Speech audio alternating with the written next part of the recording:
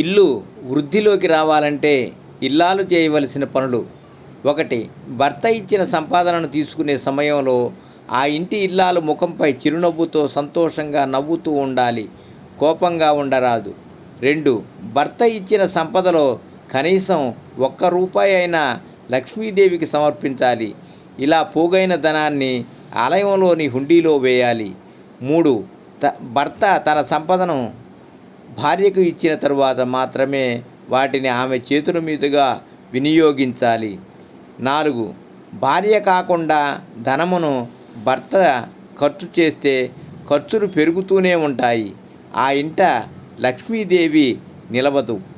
Survey జనా సుఖినో భవంతు. ఓం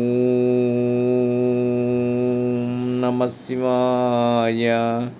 ఓం నమః శివాయ.